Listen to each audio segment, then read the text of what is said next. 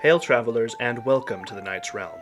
Here in the realm of Camelot, I, the Guardian Knight, venture deep into the archives of popular culture and entertainment to bring you all my own perspectives on such matters. Recently, I finished my rewrite of Man of Steel, Zack Snyder's misbegotten attempt to modernize the character and universe of Superman. The movie was a convoluted mess of heavy-handed religious symbolism, pointless moral dilemmas, wanton destruction that ultimately failed to grasp what makes Superman so timeless even now, over a century after he was first created. And on top of all of that, it just wasn't a great movie. It was slow, boring, pretentious, and full of contrivances. The few bright spots, such as the prologue on Krypton, the villain in the form of General Zod, and Superman's first flight, could not save this movie from itself.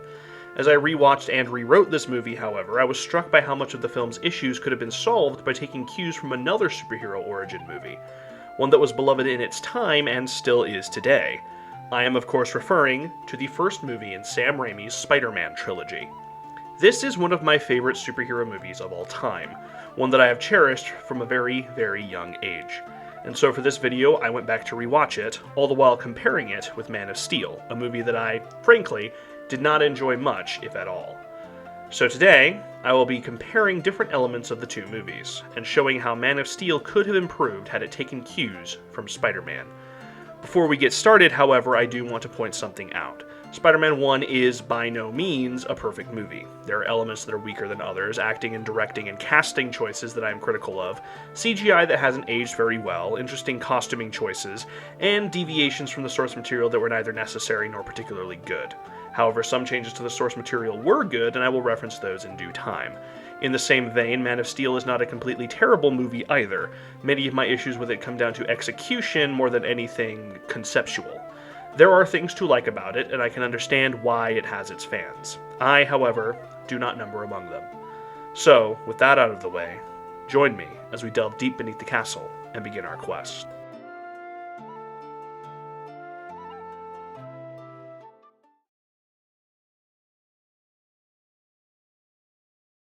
The first thing I want to look at is the cast of both movies and how one cast is excellent and the other is hit or miss. After looking at each one, I will be placing the characters on a tier list for their respective films, mostly for fun, but also as kind of a measurement. We'll get started with our protagonists, Peter Parker / Spider-Man and Clark Kent / Kal-El / Superman. Neither character is anything particularly complex in this initial movie. Peter is shy, nerdy, awkward guy who's never been particularly popular. He has a single friend in Harry Osborn. His guardians love him very much, and he has an unrequited crush on Mary Jane Watson, whom he is friendly with at the beginning of the movie, but the two aren't super close until later in the film. Pete is a very relatable character, especially to comic book geeks. He comes from a lower middle class at best home. He's very smart. He's a loner, but only partially by choice. He wears his heart on his sleeve, and he, at first, just wants things to go well for himself. He wants the pretty girl next door to notice him. He wants a cool car. He wants money. What he desires is very human. When given great power, he initially uses that power to get what he doesn't have. He punches out his bully, Flash Thompson. He enters a wrestling competition to make a quick buck, buy a car, and impress MJ. These desires may be selfish, but they are completely understandable, especially for a 17, 18-year-old kid. The problem comes from the fact that as he pursues his dreams, he neglects his responsibilities, his chores, his schoolwork, his family. He becomes rude and standoffish. He lets the power he has get to his head, and where before he just rolled over and let the bullies have their way, when cheated out of what he believes he has earned, he decides to get petty revenge instead. When the owner of the wrestling venue cheaps out on Peter's winnings, granting him a measly $100 in place of the promised $3,000, using one of those pesky loopholes that con men are so fond of using, Peter becomes furious and dejected. As he leaves, a petty crook robs the joint. Instead of stopping the thief, Peter allows him to escape, throwing the words the venue owner used on him back in the other's face. I missed the part where that's my problem. Unfortunately, it would become Peter's problem very shortly, as that same thief kills Uncle Ben to steal his car as a getaway vehicle. And before anyone tries to actually me, yes, I know this was retconned in Spider-Man 3. But I'm not talking about Spider-Man 3, am I? Also, that was stupid. Peter pursues the criminal and is stunned to discover that he's the same thief that he allowed to escape. This moment changes Pete's outlook. He takes Uncle Ben's counsel, with great power comes great responsibility, to heart, and chooses to change. He uses his power for good and avoids using it for personal gain. He chooses not to pursue MJ at the end of the movie because her even being connected to him put her at risk in the climax. He puts himself in danger to save innocence, something that the villain uses to his advantage. Even when the city seems to turn against him, he doesn't stop. Peter's growth throughout the movie is believable, relatable, and well done. His character is clearly defined very early on in the film. His arc is easy to follow, and its conclusion is satisfying. Well, in this movie it is. Now let's look at Clark in Man of Steel. Clark is... okay. Clark is a difficult character to follow, and to note I'm talking about adult Clark, because the 4 instances of Kid Clark are from 3 different times in his life: elementary school, middle school, and high school. Add in the 30-year-old Clark, and he is 4 different people in this movie. I am not the same person at almost 27 that I was at 17, 11, or 8. So just following adult Clark. He is broody. He's aloof. He wants to do the right thing. He's afraid of hurting people. He's torn between a desire for heroism and the fear that his father instilled in him. That seems like a decent enough start to a character, right? Well, it would be. Separating how that just isn't Superman for a second and just looking at Clark as a character in a movie, there are problems. First, a broody, aloof character is difficult to do in movies. In books, you have internal monologues. You can see the character's growth and what they feel without them having someone to talk to. It is possible to do this type of character without resorting to narration. Not that narration is necessarily a bad thing in film, but it has to be done well. The actor needs good direction. The problem is that aside from the few times that he smiles, yells, struggles, is shocked, is injured, or gets angry, Clark has the same face and body language throughout the movie. It is difficult to know what he's thinking at any given time. Another way to mitigate this is with a strong supporting cast, but Clark hardly interacts with the supporting cast outside of moments important to the plot. He spends most of his time on screen silently brooding. While, again, that isn't necessarily a problem, it is in this case. That being said, I think that's less of an issue with Clark and more of an issue with the wider film. If anything, I think Clark is a victim of the writing, the themes, and the other characters. The biggest issue with Clark is that his arc is either non-existent or nonsensical. He goes from wanting to save people to wanting to save people. Okay, let's break it down. At the beginning of the movie, Clark is in search of a purpose. When opportunities to help people present themselves, he takes them, in the case of the oil rig and the waitress getting harassed. However, he does so secretly because of Jonathan's fears for him. While being tossed about by the whims of the plot, he learns about something being found beneath the ice in the Arctic and decides to head up there. While there, he saves Lois Lane's life and drops her off. Then he inserts the command key into the scout ship, meets Jor-El, who tells him where he came from, and what Jor and Lara wanted for their son, and discovers that he can fly. He then goes back to Smallville and stays there until Zod arrives. He first reveals himself to the world when he surrenders to Swanwick. He is turned over to Zod, learns of Zod's plans, and decides to stop him. They fight in Smallville. Then Zod is forced to retreat. Then they fight again in Metropolis. Clark is forced to kill Zod and then decides to continue Supermaning publicly. The only thing that really changes about Superman is his openness in being a superhero, and that is a change brought about only by necessity, not by any internal journey. Now, Superman is typically a pretty static character, and static characters are not in necessity a bad thing.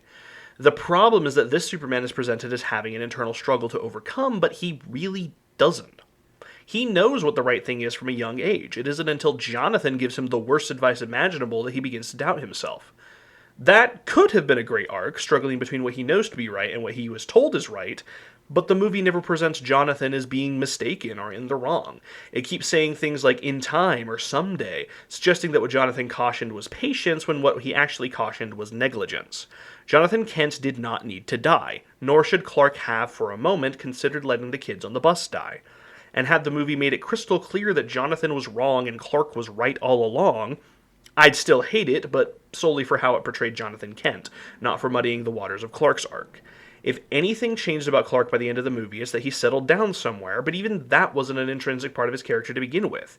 He lived a transient lifestyle because he was searching for answers, not because he was at his heart a loner. After finding the ship, he even went back to Smallville and talked about finding somewhere to settle down, so that was already his plan. His choice to settle in Metropolis was mostly born of 2 things: a desire to keep his finger on the pulse of the world and to be close to Lois, who he loves now, apparently. I'll get into that later. I mean, seriously, what changes about Clark? What inner demons does he really have to face? The only hard choices he makes are letting Jonathan die, which was stupid, and killing Zod, which the movie wants us to believe was the only possible outcome. but he doesn't even really react to that latter one outside of a single scream of anguish. The conclusion of the movie is relatively cheery, and Clark is in a pretty good mood. Killing Zod doesn't really seem to have changed him all that much, so I find myself asking, what was the point? Zack Snyder said that he wanted Zod's death to be a turning point for Superman, an instance that makes him decide to never kill again, but that never becomes relevant again in future movies. The only thing about Zod that ends up mattering is his corpse becoming Doomsday. In contrast, the Green Goblin's death is incredibly relevant to Spider-Man throughout the saga, and even all the way to their appearances in Spider-Man No Way Home. It haunts both Pete and Harry, and it's a regret that Peter carries even 2 decades later. But again, this feels like less of a problem with Clark and more with the movie itself. As it stands, Clark is a decent enough character who is let down by the narrative around him. So I will be placing him in the alright category on this tier list, while Peter is an absolutely stellar character whose arc is seamlessly interwoven into the story, and I will be placing him in the super category. Next up, we have the villains of the film, Norman Osborn / the Green Goblin, and General Zod. We'll go in reverse this time around and talk about Zod first. Zod is one of the few parts of Man of Steel I thought was mostly excellent. He is a great portrayal of a genetic supremacist who genuinely believes his twisted vision is the best thing for his people. His desire to save what remains of Krypton is believable and understandable, though the methods he employs are, of course, very evil. In fact, the only issues I have with Zod's character are entirely plot-based. His motivations make sense at first and seem well established. His plan is solid in the beginning, though I do question why he would want to sacrifice his godlike powers. There is a possible explanation for that, and I'll talk about that more when I get to the plot section. The one problem that I have is his choice to bring Lois aboard his ship, which ultimately leads to Clark's escape and Jor-El infecting the vessel. I explained at length in my rewrite while this makes little to no sense, and I stand by that. However, again, this feels less like a character error and more like a contrivance in the plot. Just a contrivance that unfortunately impacts Zod. All that said, however, I am more than willing to place General Zod at the top of the good tier. The plot issues I mentioned and the fact that he's a fairly two-dimensional character at the end of the day keep him out of the super and excellent tiers. The Green Goblin, on the other hand, is one of the best comic book movie villains ever. A bold claim, some might say, so let me back it up. Norman, unlike Zod, is about as central a character to the narrative as Peter is. The Green Goblin is born the same night Spider-Man is, and his arc is, though intertwined with Peter's at many points, strong enough to stand on its own. His descent into villainy and insanity is sensible and at times even sympathetic, with the conniving of General Slocum and the betrayal of the board of directors almost making us root for Norman, until he commits violent murder, that is, killing and harming innocent people in the process. Then he pivots from understandable if violent to full-blown evil. Though Norman and the Goblin seem, at first, to be separate entities, it becomes apparent by the end that the line between them is not so clearly defined. The Thanksgiving dinner scene is a prime example of this, with the previously respectful Norman being openly disrespectful to both MJ and Aunt May. The more he indulges his dark side, the Goblin, the more the two become the same person. By the movie's conclusion, I'd be hard-pressed to say that there is any Norman left at all. Even his final plea of "don't tell Harry" feels less like a father's desire to protect his son, and more like a selfish desire to preserve his image in his son's eyes. His last encounter with Harry is entirely a manipulation. Do you think that if MJ had left Harry for literally any other man, that Norman would care? No, he'd tell Harry to suck it up and then go back to scheming. It's only the fact that MJ chose Peter, Spider-Man, that drove Norman to quote-unquote console his son. The progression of this darkness is clear and entertaining. It's something that I'm actually critical of in No Way Home, a movie I mostly like, that they made Norman and the Goblin a little too distinct.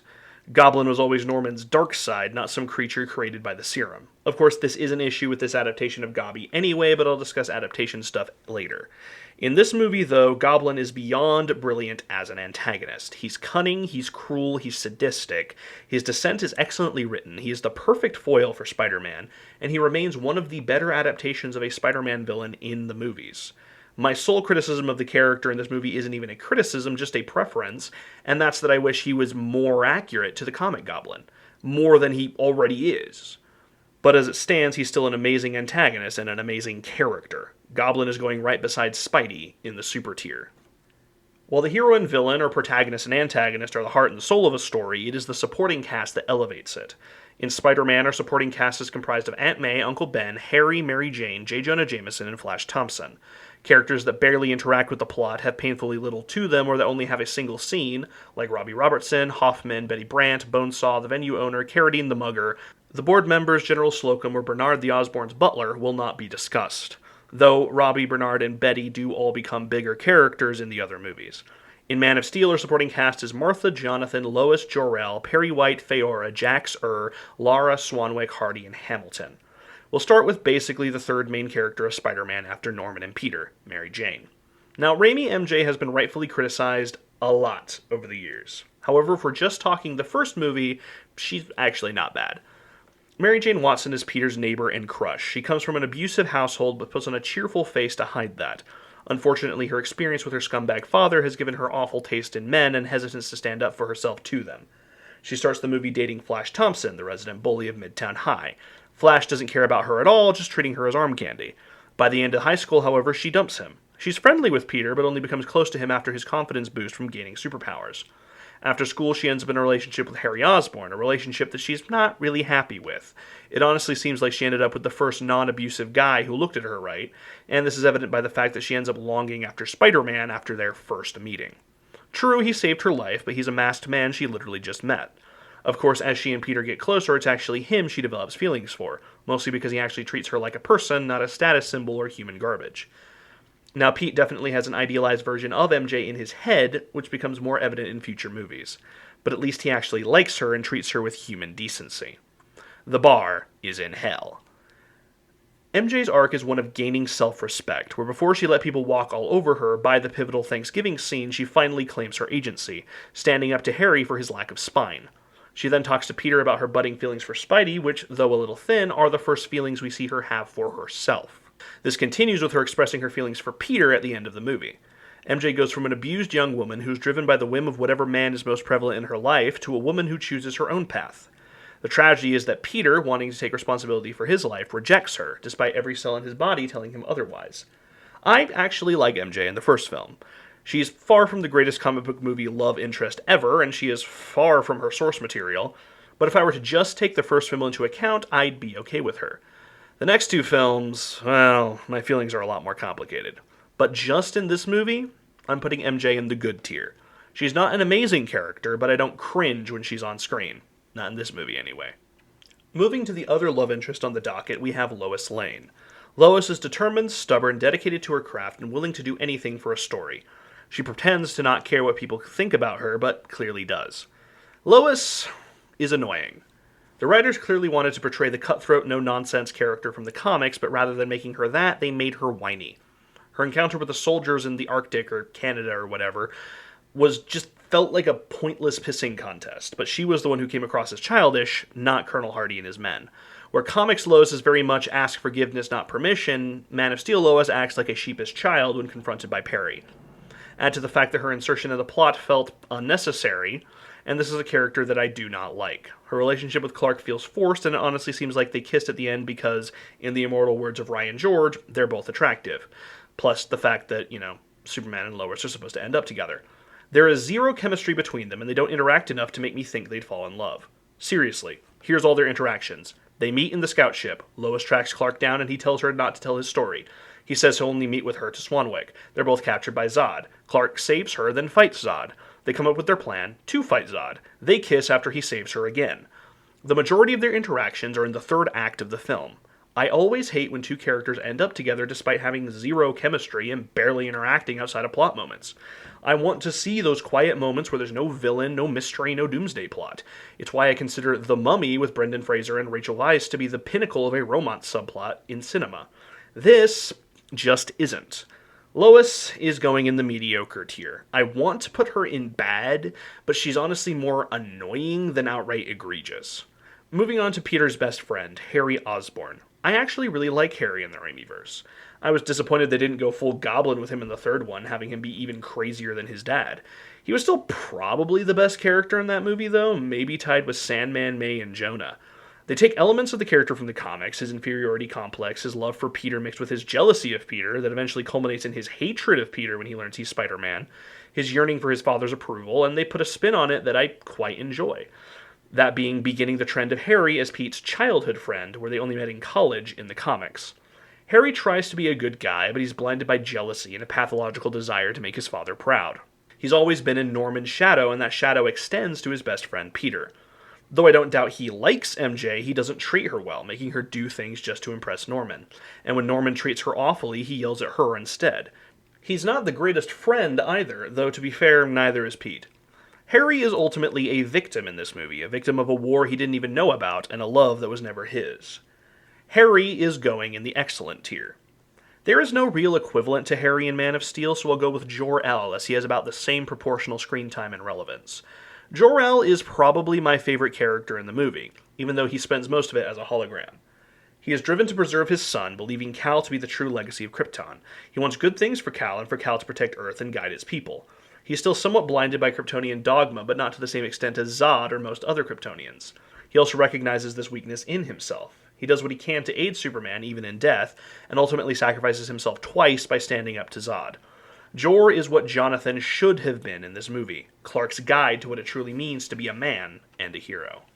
He was a flawed man, but one who wanted to do good, and that's ultimately what matters. Jor-El is one of the few things that I think Man of Steel does better than Superman 2025. I am putting him in the excellent tier. Next, we'll do the tragic father figures of both movies, Uncle Ben and Pa Kent. I'll start with Jonathan. Straight into the terrible tier. I have many issues with this movie, and a fair chunk of them revolve around Jonathan Kent.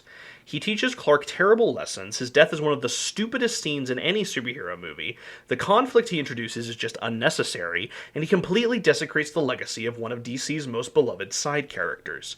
Uncle Ben, on the other hand, is the best. This movie is what made Ben Parker the beloved character he is today. Ben was more of a vague presence in the comics, the dead father figure whose death drove Peter to become a hero. There were issues of comics that fleshed him out more, but this movie made the character. He is a good man, a loving man, one who tries his best to teach his nephew how to be a man. The choice to give Ben the great power, great responsibility line rather than having it just be Peter's internal monologue was inspired, to the point that most people attribute it to him at this point, and I think it's even made its way into the comics. And for once, I'm not even mad about that. His death is, to this day, so impactful. This is the gold standard for Ben Parker, and I hold every subsequent incarnation up to him. He is going right into the super tier next to Peter and Norman.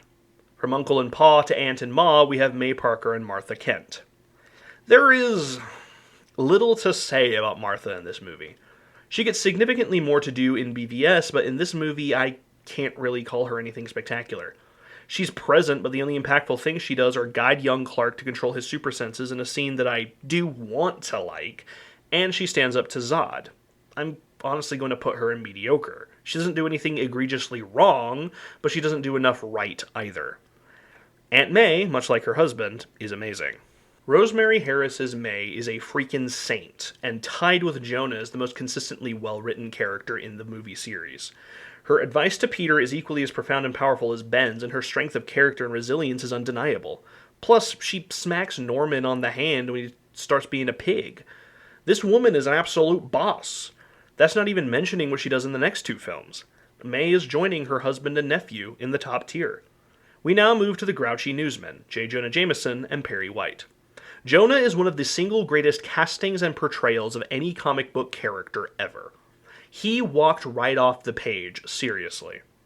That aside, Jonah is a pretty minor character in this movie. My love of the casting and enjoyment of the character aside, he's not quite to the level of the best written characters in this movie. He doesn't do anything wrong, but I've got most of the main cast and super at this point. Jonah is going in good above MJ. Perry is also a fairly good character, though I enjoy him less than Jonah. Lawrence Fishburne, while not top-tier casting, was excellent in the role. Of course, he always is. Both Perry and Jonah show a bit of a heroic streak underneath their gruff exterior as well. I'm also going to put Perry White in good. And now the characters with the least amount of impact on the plot while still being relevant, Flash Thompson and Swanwick and Hamilton. This is not my favorite version of Flash. He mostly serves as Pete's douchebag rival. He's entertaining, sure, but he lacks the growth of the character in the comics, cartoons, and amazing series. Flash, I'm putting in alright. Swanwick and Hamilton are both fine, I guess, but I really wanted more out of them, especially with Swanwick ending up being the Martian Manhunter in disguise, apparently. I mean, come on. They're both going in mediocre. That's it for the major players of the Spider-Man cast, but we have 4 more characters in Man of Steel: Feora, Lara, Colonel Hardy, and Jax Ur. Namek, or Discount Non, has no character, so I'm not addressing him or any of the other Kryptonians. Jax-Ur was creepy and fun to watch, but not much else. I'm putting him in alright. Ursa calling herself Feora was pretty good. A good side baddie. Her line to Clark about evolutionary advantage was a pretty hard villain line. I'm putting her in good. If anything, I wanted more from Lara. I know that's not really possible, though she could maybe have been a hologram alongside Jor-El. I'll put Lara in alright. I wanted more of this character because I did enjoy her limited time on screen. Colonel Hardy has a halfway decent character arc about accepting Superman, and he goes out like an absolute Chad, so I'll put him in good. Spider-Man has more consistent characters, with 4 of the cast in the top tier, 1 in excellent and 2 in good. The only character lower than good is Flash, mostly due to him being honestly nothing special. Man of Steel is more varied. There is no one in the top tier. The main character is in alright, the love interest is in mediocre, the father figure is in the terrible tier, and the only characters with any amount of screen time in good or above are the lead villains Jor-El, Hardy, and Perry. I could go on for days about the majority of the cast of the first Spider-Man movie and how good they are. But with Man of Steel, I only really find myself praising Zod or Jor-El. So, Spider-Man definitely has better characters. But characters are only one piece of the puzzle.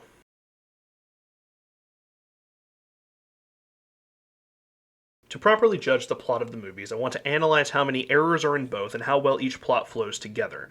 There are 4 categories of errors I want to discuss. From least to most egregious, they are conveniences, gaps in the narrative, contrivances, and plot holes.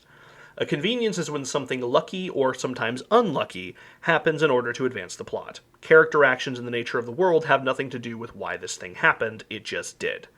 Conveniences are not a problem in and of themselves. Every story has them, and even real life has them. The issue only arises when conveniences stack on top of each other subsequently, or when they're used to resolve major plot points. And even then, if you're writing a story about the power of luck, or the kind of hyper-realistic story where, for example, the villain is killed by a stray bullet because that kind of thing happens in history all the time, then it isn't a problem because it's baked into the meta of the story. So conveniences, not inherently an issue, especially since they happen all the time in both stories and real life. Just avoid overuse. Next, a gap in the narrative. This is when something happens that could be explained, but isn't. This one only really becomes a problem for big story things. Minor elements, it's fine, but when a massive plot point is unexplained, that's an issue. Sure, it can be explained, but it requires either the audience or a future writer to explain it, which, as I've mentioned before, is lazy. Don't make the audience have to do your job for you. Now, there is a difference between a narrative gap, an implication, and a loose end. An implication is when something isn't said explicitly, but there's enough evidence that anyone paying attention can piece it together. Implication is good, though as a writer it is frustrating when people don't pick up on implications, forcing me to spell certain things out, which I hate doing. By contrast, a narrative gap is when there is no explanation given, implicitly or otherwise, forcing an audience to go into theory crafting mode. There may be elements of the story or world building that could explain it, but for some reason, no explanation is given. A loose end is when a story concludes, but there's still a narrative thread left dangling. Sometimes loose ends are perfect for making sequels, so there's nothing wrong there. An issue arises when there isn't a sequel, when the sequel is bad, or if the sequel doesn't acknowledge the loose end at all. Next, a contrivance. A contrivance is when a story or characters bend over backwards to make the plot happen. Someone will act wildly out of character, something will happen entirely out of left field, etc. These are the most annoying, though not the most damaging, as they crop up all the time in bad writing. Something contrived is not an impossibility, I must stretch, but it is ludicrous. A new power being discovered out of nowhere right at the climax of a story with zero build-up is contrived. A character doing something for no reason that is ever sufficiently explained is contrived. Deus Ex Machinas are often contrived, though not always. And finally, the most glaring plot issue, the plot hole. This is a term that is thrown around too often and typically used incorrectly. A plot hole is where there is a hole in the story, something which cannot be filled and can only be explained by the audience bending over backwards to make it work. Not the story, the audience. Contradictory explanations, circumstances that are impossible by the rules of the story's universe, characters surviving things that could not have been survived, etc. Plot holes, thankfully, are very rare even in bad movies, but here's a few from recent memory as an example. Literally anyone surviving during the long night in Season 8 of Game of Thrones after the camera cut away from them being swarmed by the undead. Samwell, to be specific. The inconsistent nature of Dragonfire in the later seasons of Game of Thrones. Captain America aging to the present in Endgame because that's not how time travel was explained to work in that movie. Anytime a non-Darkseid user is stabbed in the chest or abdomen by a lightsaber and survives in modern Star Wars, and even lesser Darkseid users, to be honest. Time Turners being able to change the past in The Cursed Child. These are plot holes, things that break the story, universe, or characters beyond repair, and the best thing to do with them is just throw them aside. So with those issues in mind, let's look at the plots of Spider-Man and Man of Steel and see how narratively tight each are. Beginning with Spider-Man, our plot begins with the following information. Peter Parker is a nerdy kid raised by his aging aunt and uncle. He is very smart but hopelessly socially inept. As such, he is often bullied or ignored, with the two bright spots in his social life being his best friend Harry Osborn and his crush Mary Jane Watson. Even the latter, however, is not as bright as he'd want it to be. Harry is a rich kid, son of billionaire scientist Norman Osborn, whom he has a strained relationship with. Harry's mother is not in the picture. MJ comes from an abusive household while her father treats her and her mother like garbage. However, she conceals this truth with a bubbly, outgoing persona. At the beginning of the film, MJ is dating Flash Thompson, Peter's rival. The Midtown High senior class, of which Peter, Harry, and MJ are a part, is attending a science symposium put on by Columbia University. Peter's Uncle Ben was recently laid off, and so the already low-income Parkers are struggling for money. Norman Osborn and his company Oscorp is in contest with his rival Quest Aerospace to create the next breed of military hardware and even a new generation of super soldier. Those are the basics that we start off with. There are in essence two plots which do converge in the latter half of the movie, the Peter plot and the Norman plot. There are also subplots starring Harry and MJ that tie directly into the two main ones, as well as a minor and brief subplot starring J. Jonah Jameson. So from the beginning, Peter and his class go to the symposium, though not before Peter has to chase the bus for several blocks. Most of his classmates and the bus driver clearly love tormenting him. Peter weakly tries to catch MJ's eye multiple times, but his shy and awkward nature stands in his way. He meets Harry's dad, who is impressed by Peter's intelligence and ambition. He is picked on repeatedly in the symposium, despite trying to photograph what the host is showing the class for the school paper. This sets up that Peter has a love of photography as well as science. The main event of the field trip is genetically altered spiders. Peter regales Harry with his knowledge of science, facts which Harry initially brushes off, but then uses in an attempt to hit on MJ when Peter is too scared to talk to her. Fortunately, Peter's teacher takes Harry to the side to discipline him for being disruptive, something which he had threatened Flash and his buddies with previously. Peter finally talks to MJ under the guise of taking pictures of her with the spiders. He does not notice what is about to change his life forever. One of the 15 super spiders had escaped from its cage, which MJ had made note of earlier. Peter is eventually left alone when MJ is called away by her friends. Flash and his posse had already moved on, and Harry was still in conference with the teacher. This brings us to the inciting incident, the spider bite. In the original comic, Amazing Fantasy 15, Peter being bitten by the spider was pure luck, and some element of that is present here as well. However, the movie does more to make it clear why Peter specifically was bitten. He's shy and awkward, his one friend was absent, everyone else had cleared out, most long before, and MJ after being specifically called away. It is still lucky that the spider bit anyone at all, however I am perfectly okay with luck or convenience being used to begin a story. If Peter hadn't have been bitten, then there wouldn't be a story. If he'd been bitten right before the climax of the movie, that would have been a problem. Anyway, we now jump over to Norman's plot briefly. He returns to Oscorp after having dropped Harry off for the field trip. There, two members of the board of directors and Oscorp's military liaison, General Slocum, are present to watch a demonstration of Oscorp's new glider and flight suit, which have been mostly perfected. However, Slocum is unimpressed, wanting a progress report on the other pet project of Norman's, the performance enhancers, known in the comics as the Goblin Formula, the Oz Serum, or the Globulin Green. Slocum does not like Norman, and not so secretly wants to turn funding over to Quest. After Norman's colleague Dr. Mendel Strom proposes taking the project back to Formula, Slocum imposes a 2-week deadline on a successful human test subject. The clock is ticking for Old Norm. Peter returns home where Ben and May are discussing their monetary woes. Peter, feeling odd, decides to take a nap in order to sleep it off. As he sleeps, Norman decides to test the formula on himself, having been driven to this point by desperation. Unfortunately, Dr. Strom's concerns were not unfounded, and though Norman's strength, speed, endurance, agility, and other attributes are increased, he is driven insane as well, adopting the murderous persona of the Green Goblin, killing Strom and stealing the glider and flight suit while under the influence of the formula. Peter awakens the next day, also having changed somewhat. His eyesight is now beyond perfect, he has developed a chiseled physique overnight, and he feels better than he ever had before. He spies MJ getting ready for school through his bedroom window, heads downstairs and said goodbye to his guardians, and heads out. As he does, he hears and sees MJ's dad screaming at her and is concerned. He contemplates talking to her but misses his opportunity yet again. Probably wise in this case. Unfortunately, the bus misses him yet again. on purpose, and he is forced to catch a cab to school. As the bus drives on, however, he finds the banner attached to the side of the vehicle sticking to his hand, the first of many odd occurrences to follow.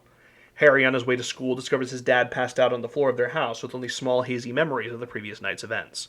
An Oscorp rep arrives, informing Norman of Strom's death and the glider's theft. At school, Peter ends up showcasing his new abilities, first catching MJ after she slips on some spilled liquid — cafeterias are gross — then finding strange strands emerging from his wrists, strands of webbing. He accidentally flings a tray of food at Flash and tries to walk away without incident. Flash, however, is not having it. Out in the hall, Peter realizes that his senses have been multiplied many times over, including a precognitive sixth sense, a spider sense. This sense allows him to dodge a blow from Flash, who tries to pummel him. However, it becomes apparent that Pete is now faster, stronger, and more agile than anyone else in school, a fact he uses to beat and humiliate Flash. After a moment of pride, however, shame sets in and he runs away, discovering his ability to stick to and climb walls. He learns that he can jump vast distances and figures out how to control his webbing. He finally returns home long after sunset, having shirked his chores. As he takes out the trash, he hears MJ's family fighting again, and bumps into MJ herself when she comes outside. The two have their first real conversation, and Pete begins to feel his confidence grow. However, there is still the Flash problem standing between him and the girl of his dreams. He decides, after seeing Flash's new car, to try to get cash quick to buy himself a car and impress MJ. He finds an ad in the paper offering $3,000 cash to anyone who can last 3 minutes in a local wrestling ring. Colorful characters required. Pete jumps on this opportunity. Imagine that, being able to buy a working car with $3K. 2002 was a different time. He designs his new costume, testing out several prototype designs before settling on the classic red and blue. Meanwhile, Norman learns that Slocum has all but cut Oscorp, Norman himself, off, and his alter ego rears its ugly head. Peter prepares to head off to the venue under the guise of studying at the nearby library, but Uncle Ben, concerned for his nephew, insists on driving him. Before Pete can leave the car, Ben counsels him about his choices and gives the great power, great responsibility line, which Peter brushes off, cruelly telling Ben to stop pretending to be his father. Hurt, Ben tells Peter he'll pick him up at 10, and Peter leaves the car. Once Ben is out of sight, he makes his way into the venue. He witnesses the brutality of the ring and of its champion, Bonesaw McGraw. He's given the name of Spider-Man by Mysterio, the announcer, played by Bruce Campbell, though his chosen moniker was the Human Spider. He enters the ring, unknowingly finding himself in a cage match, and swiftly defeats Bonesaw, though his lack of experience does cause him to get hit a few times.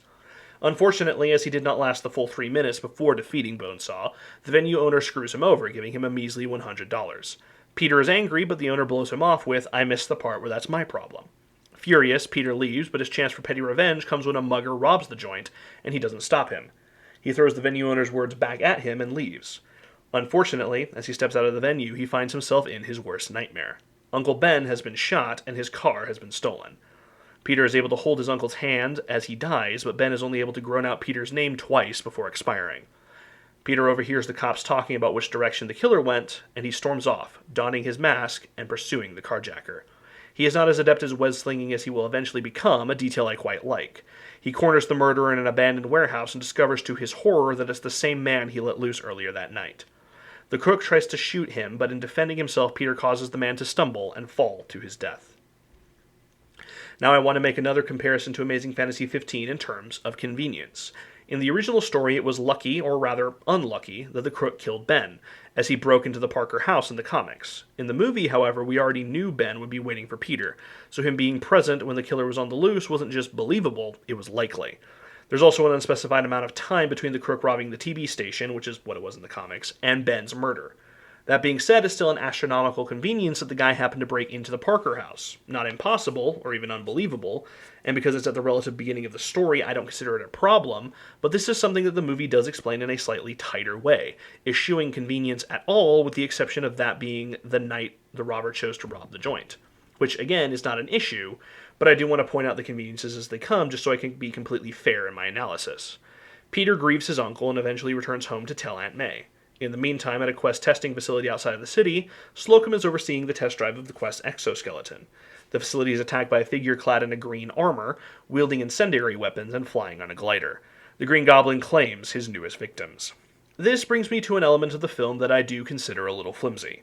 It's not a contrivance or a plot hole, but it is a narrative gap. Why did no one connect the dots between what was stolen from Oscorp and the perpetrator of the attack on Quest? I'm not saying that Norman should have been pinned by any means, but it is a little odd that there's no discussion around an investigation, even one where Norman made it seem like an industrial accident or something. And the next time Quest is mentioned, they're just chugging on as if several execs and engineers, a test pilot, and their military liaison hadn't just been blown to smithereens. I would have liked at least a throwaway line confirming that foul play wasn't suspected by the police and why. I can believe that it happened that way, and I'm willing to allow that so the plot can continue, but I'd have preferred a little more focus on this plot point. Nothing major, but just some kind of explanation. From there, we fast forward a couple months. Everything is going great for Norman and Peter alike, with Pete graduating with honors. The only sadness is the hole that Uncle Ben left in his wake. MJ breaks up with Flash, beginning her arc of standing up for herself and reclaiming some self-worth. Note I said beginning. She's got a ways to go. Harry, feeling spurned by his father turning attention to Peter after barely acknowledging Harry's own accomplishments, notices the breakup and decides to make his move on MJ, partially spurred on by his own attraction to her, and partially by his jealousy of Pete. Peter returns home and takes Uncle Ben's parting words to heart, finalizing his costume and officially beginning his career as Spider-Man. Spidey becomes well known fast, and the Daily Bugle newspaper starts reporting on him, selling out every copy of their latest edition. J. Jonah Jameson, the publisher and editor-in-chief, decides that he hates Spider-Man but loves news, and puts out a call for photos of the wall-crawler. Peter, unfortunately, has lost his most recent job due to Spidey taking up most of his time. As he heads home, he runs into MJ and learns that she's dating Harry and doesn't want him to know about her bussing tables. Despite his strained relationship with his father, Harry and Norman are actually quite alike, and that is especially the case when it comes to image. Peter returns to the apartment he now shares with Harry and encounters Norman, who is their benefactor. Norman wants to know who Harry's dating, but Pete feigns ignorance, wanting Harry to admit it himself. Norman also offers to help Peter find a job and is impressed by Pete's desire to pave his own way. Peter sees the Daily Bugle ad and decides to snap pictures of himself as Spider-Man for money. He is paid by Jameson for the photos, who asks for more, though refuses to hire Peter outright. Meanwhile, Norman meets with the board where he is given terrible news. The board wants to sell the company and edge Norman out. Once again seeing all his hard work slipping away, Norman shifts back into the Goblin. The two plots converge for the first time at the World Unity Festival, where Peter is snapping photos.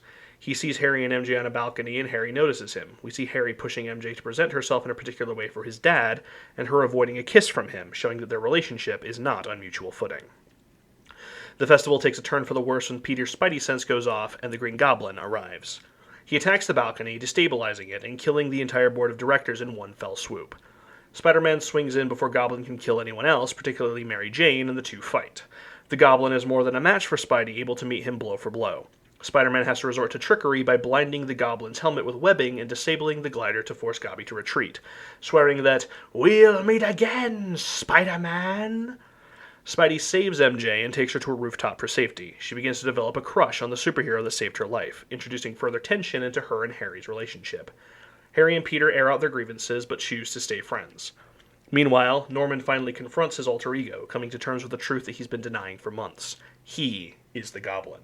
He killed Strom. He attacked the Quest facility. He wiped out the board. And now he has the power to do whatever he wants, and the only thing in his way is Spider-Man. His one lead? The Daily Bugle.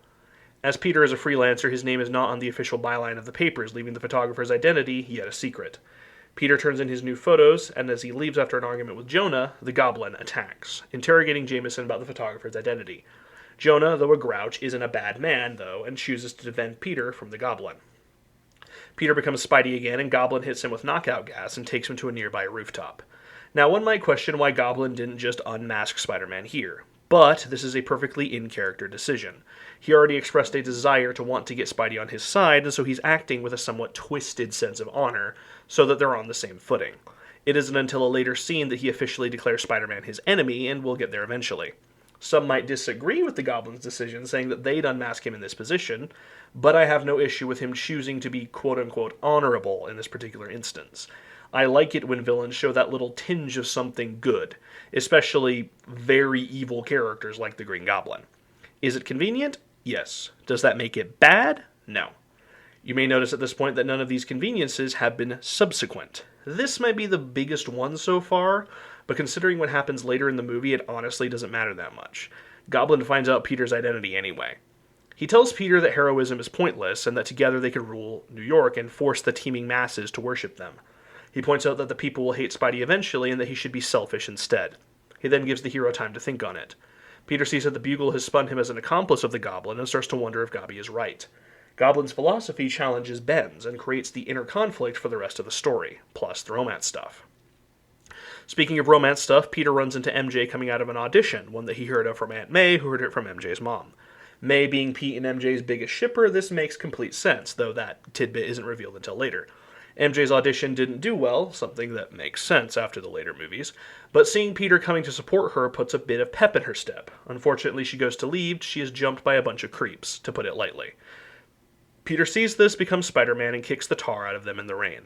Peter being here to support MJ prevents this from being too convenient, as he has an in-character reason to be here. He likes her and wants to encourage her dreams. MJ kisses Spider-Man for saving her, showing that she's very, very much not into Harry. This doesn't come out of nowhere, and does make sense. If only this hadn't turned out to be the beginning of a pattern of behavior for her in these movies.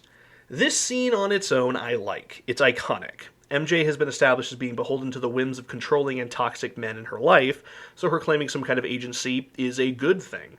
And the audience already knows she doesn't like Harry. Do I encourage this kind of behavior in real life? No. MJ should have just broken up with Harry when she realized she didn't like him in that way. But because I know why she's afraid to do that, I can forgive her, and by extension, the movie. Her actions in later movies, that's a different story. Especially Spider-Man 3. On Thanksgiving, a building is set on fire. At first it seems like an accident, but it soon becomes obvious that this is foul play. Goblin orchestrated the fire to lure Spider-Man out, and the two clash after Spidey saves a baby. Spider-Man officially denies Goblin's proposal and is injured on his arm before fleeing. We then go to the pivotal Thanksgiving scene, where all of our main characters come to a head. If there is any scene in this movie that has been analyzed the most, it's this one, and it's very clear to see why. But I'm not going to talk about the symbolic elements of this scene, like the colors that Harry and Peter and Norman wear. Those have been talked about to death. Norman arrives first, after MJ, Aunt May, and Harry were already there. The Goblin has all but fully merged with Norman at this point, as he creepily looks MJ up and down. Where once Norman had been a pretty controlled guy, he's now prone to giving in to the vilest aspects of his personality. Peter swings into his bedroom, unwittingly making a noise as he does. The others look for him, but he hides. A drop of blood falls from his arm as he hides on the ceiling, only noticed by Norman due to his enhanced senses from the Goblin serum. Peter is able to conceal himself after the blood drop, and after Norman leaves, he enters the apartment normally, making up a story about being delayed due to limited supplies of cranberries at the store. Norman shows forth a display of gluttony, which prompts Aunt May to smack his hand away from the food. May then notices Peter's wound, and Norman recognizes the laceration instantly, seeing through Peter's lies. He leaves, chased by Harry. He tells Harry, without bothering to hide their conversation, that MJ is only after his money, and that women like her are only good for one thing. He then leaves abruptly. MJ has had enough and tells off Harry before storming out. Harry tries to defend his dad, rudely insulting MJ's intelligence, but she won't listen anymore. Norman wrestles with the Goblin once more, feeling betrayed by Peter, whom he had begun to look at like the son he never had, but not wanting to hurt him for that same reason. The Goblin pushes through these doubts, though, and decides to attack Peter's heart. He terrorizes and injures Aunt May as she's praying, sending her into shock. Peter realizes that the Goblin knows who he is and becomes terrified. He stays by Aunt May's side for days. MJ arrives and reveals that she's in love with Spider-Man. Peter clumsily uses this as a chance to confess his own feelings for MJ, and this causes her to see him in a new light. They briefly hold hands, and Harry comes in. One could say that it's convenient that Harry entered at just the right time to notice this so as to advance the plot, and it is. However, the circumstances around this are more than believable. Harry feels affection towards May as well, and he considers Peter a brother. Him showing up makes perfect sense. Beyond that, he and MJ are on the outs. If he didn't discover her and Peter getting closer now, he'd absolutely have discovered it later. Say he visits the Parker house after May comes home and MJ's there, or she decides to come over to the apartment to see Peter, or she actively breaks up with him and begins spending time with Peter. This is going to happen anyway. The only lucky thing about it is that he discovered it at the earliest possible moment, which, again, is entirely both possible and plausible. Having Harry discover it at this point in time makes it so that the movie doesn't have to drag out this plot point. Harry returns home and tells Norman that he was right, that MJ is in love with Peter. This gives Goblin the last piece of the puzzle he needs to destroy Spider-Man. Aunt May tells Peter that he should make his move, telling him that everyone already knows he loves MJ, something which initially fills Peter with hope, then with dread. If anyone knows, that could include the Goblin. As he calls MJ, he is horrified to hear Goblin's voice on the other end of the line. MJ awakens atop the Queensboro Bridge, where she and a tram full of kids are the Green Goblin's prisoners. Spider-Man arrives, and Goblin taunts him with making a choice. Let die the woman he loves, or suffer the little children. He drops both MJ and the tram, and Peter springs into action, barely able to save both. However, he is hanging on by a literal thread. Goblin attacks, attempting to make Spidey drop them both. He is delayed, allowing Peter to get both MJ and the kids to safety. And what is he delayed by? New Yorkers. People on the bridge, the very same people that Goblin said would eventually hate Spider-Man, show their support for the webhead, declaring, "Mess with Spidey, you mess with New York. Mess with one of us, you mess with all of us." I don't have much to say from this on a plot perspective, but believe me, I'll have a lot to say later on, all of it positive. Goblin breaks away from the angry New Yorkers, and Spidey is able to get MJ and the kids onto a barge below. Furious, Goblin tackles Spider-Man with his glider, knocking him into a nearby warehouse. He throws a pumpkin bomb at him, begins wailing on him, and prepares to finish him off, but not before delivering a final taunt that he's going to make MJ's death nice and slow. This is the final straw. Spider-Man reaches deep within himself and unleashes the fury he's been holding back all this time. Now he has the upper hand, and Goblin has only one card left to pull. He takes off his mask, revealing himself to be Norman Osborn. He tries to tell Peter that the Goblin wasn't his fault, all while preparing his glider to attack Peter from behind. Though Peter hesitates, he eventually makes his decision. When Norman declares that he's like a father to Peter, Peter says that he had a father, Ben Parker. Goblin activates the glider, but Spidey sense warns Pete, and the blades end up skewering Norman instead. His last words mirror a discussion Peter had with MJ earlier in the film. Don't tell Harry. As Norman Osborn, the Green Goblin, perishes. Harry is horrified when Spider-Man shows up at his house with his dad's body, and later at the funeral he declares vengeance on Spidey. He tells Pete he's all he has left, echoing Norman's words, "Thank God for you, Peter." Though unlike Norman, he actually means it. After the funeral, Peter visits Ben's grave, and MJ reveals that she's fallen for him. After she kisses him, Peter almost leaps at the opportunity, but realizes that he can't put her in danger again, so he walks away, remembering Ben's words, "With great power comes great responsibility." And then the credits roll. When I began this section, I was honestly shocked at how well put together the plot of Spider-Man is. I knew I loved the movie, but I expected a lot more gaps or contrivances. But honestly, aside from the one with Norman attacking Quest and maybe the kids at Peter's school not asking more questions after Flash's humiliation, I really couldn't find any. There were definitely conveniences, but as I've said, conveniences themselves are not a problem. The plot, honestly, is solid. Let's see if Man of Steel can match it. I'm going to try to be as fair as possible here, as though I may dislike certain writing choices. That doesn't mean that they're objectively bad. However, I can already tell you that there's a lot more issues in this one. But are those issues enough to make the plot truly bad? Let's see. The things we need to know, starting off Man of Steel. The planet Krypton is on the brink of destruction after its core became unstable due to the overuse of resources by the expansionist empire. Jor-El is the most brilliant scientist on the planet, and he has a complicated relationship with the military commander General Zod.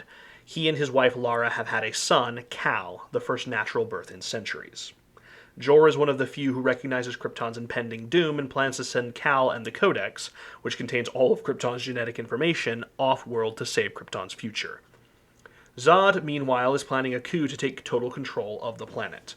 We begin on Cal's birth, followed shortly by Jor addressing the Council. Before he can convince them to turn over the Codex, Zod bursts in and declares himself Krypton's new ruler. When Jor-El refuses to work with him, he is arrested. Jor escapes with the help of Lara and their house robots and breaks into the Genesis Chamber, claiming the Codex and returning home. As he and Lara bid their son farewell, Zod attacks, killing Jor and attempting to destroy the Cal ship. Fortunately, he is stopped by Kryptonian law enforcement. This is the first example of a convenience, and it's a pretty big one. Up until this point, it seemed as if Zod's takeover was all but imminent. His guards patrolled the Genesis Chamber, the entire council was arrested, Jor-El seemed to be on the back foot. But no, as it turns out. This is both a convenience and a narrative gap. As if the movie was hiding the fact that there was someone in power capable of stopping Zod at precisely the right time. And unlike my previous example of Harry walking in on Pete and MJ, this was a case of had the law enforcement been 1 second later, the movie would have been over. There would be no Superman. I am willing to forgive that, but I am not willing to forgive the blatant Deus Ex Machina nature of this scene. The Kryptonian law enforcement was not an established faction up until this point. I am willing to believe that there were loyalists, sure, but if said loyalists are powerful enough to stop Zod in his tracks, that needs to have been set up. Either show Zod as the upstart that he is, demonstrate that he's attempting an uprising, or have Zod's power be absolute. You can't have it both ways. In my rewrite, I made Cal's ship warp away before Zod could destroy it. But to critique myself a bit here, I did also gloss over the law enforcement. It's a seemingly minor plot point, but in the original movie it has massive ripple effects on the rest of the plot, as it is essentially the reason both Superman and Zod survive Krypton's destruction. The latter remains true in my rewrite as well. But to defend myself slightly, my rewrite is more of a synopsis with a sprinkling of voice acting. It is not a full movie. Essentially think of it as an outline with a few scripted scenes. If I were to fully write and direct my rewrite as a movie, it would be a failing on my part to not clarify the power differential between Zod's uprising and the Kryptonian officials before Zod is taken into custody. An easy fix would be to have there be a montage of a war and show Zod's defeat at its end. Moving on, Zod and his followers are sent to the Phantom Zone, and he declares revenge on Jor and Lara's son. Krypton is then destroyed. Cal lands on Earth and is taken in by the Kent family. It is convenient, which is also true for the character in the comics, that he was found by loving parents and was raised safely. I have no problems with this whatsoever, but like the spider bite, I will point out that it is lucky. And the luck factor of that is very heavily shown in the Flashpoint comic. The movie jumps forward at this point, making the plot difficult to synopsize. As I did with my rewrite, however, I'll go chronologically here to save my own sanity. Clark grows up on the Kent farm. Jonathan and Martha take metal from the ship to a researcher. It is convenient that they know a metallurgist, and extremely convenient that said metallurgist didn't choose to ask more questions about this alien metal. I can believe that this unnamed person would keep the Kent secret, but as we know nothing about this person, I can only surmise that they were just content with whatever explanation John and Martha gave. Once again, that there is a lucky aspect of this isn't a problem to me, but the gap in the narrative bugs me. This one bothers me less than the previous one, however. But you might notice at this point we are 3 subsequent conveniences deep. Not in the danger zone, but keep that in mind. As Clark gets older, he begins to discover his powers. First, his enhanced senses and heat vision manifest in school, forcing him to need Martha's help to recenter himself. A few years later, a bus Clark is riding in ends up in a river. Clark uses his power to save the bus and its passengers, causing rumors to spread through Smallville. This causes Jonathan to show Clark the ship and reveal that he's not of this world. He also cautions Clark to be careful with his powers. I say cautioned, but I've already said my piece on this character, so I'm moving on. A few years after that, Clark is having a disagreement with his parents, similar to the one Peter had with Ben in Spider-Man, but nowhere near as good. A tornado breaks out, forcing the Kents to abandon their vehicle and run to safety. Jonathan runs back to save their dog, but gets caught. He holds up his hand, telling Clark not to save him, and he is killed in the storm.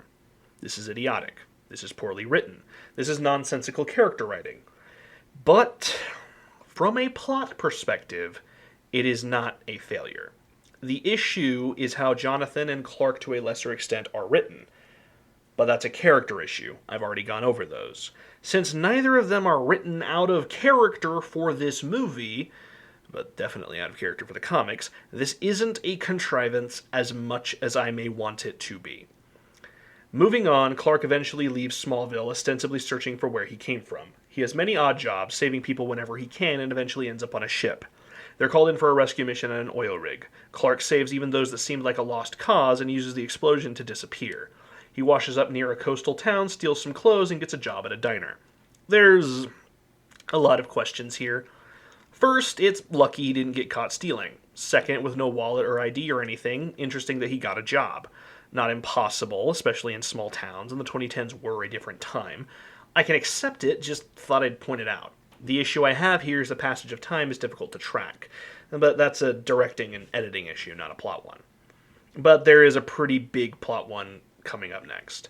Conveniently, while working the diner, Clark overhears a couple soldiers discussing a discovery frozen up north, one of seemingly alien origin. This is the biggest convenience yet. Clark just so happened to be working at this diner at this time to overhear just the right people talking about just what he's been looking for over the past decade and change. This is bad. This is the hand of the writers inserting information into the story to advance the plot. But it doesn't cross the line into a contrivance. It is right on the cusp. Up until now, Man of Steel hasn't committed any grave plot errors, but it has over-relied on conveniences and hiding information from the audience, narrative gaps. Through the entire plot of Spider-Man, we had a handful of conveniences, most of them small. Only 3 were really plot-shaping, and one of those was only convenient in terms of timing, not circumstance. One was the inciting incident of the story, and the third was more than believable because a crook robbing a shady wrestling venue in New York City is just, yeah. By this point in Man of Steel, we have 2 big narrative gaps, 2 plot-shaping conveniences, and a handful of smaller conveniences to boot. The cracks are starting to show, but it isn't beyond saving yet. Honestly, if these were the worst writing flaws in this movie, I'd be a happy man. Clark gets in an altercation with a customer harassing a coworker, but is forced to walk away so he doesn't hurt the man. However, he does completely destroy the guy's truck by impaling it on a bunch of logs. This is contrived. First, Clark is written incredibly out of character here. He is never written as being vengeful. Protective, yes, but not vengeful or petty. Second, how the hell, yes, I'm breaking out hell, did no one notice this beforehand?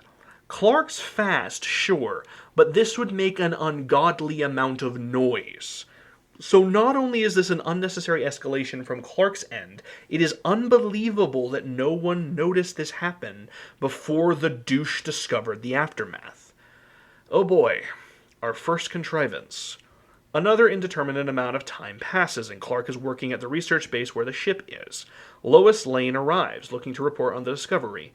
This scene establishes Lois's character, such as it is, and her abrasive nature. In the night, Clark is able to slip away unseen by all but Lois.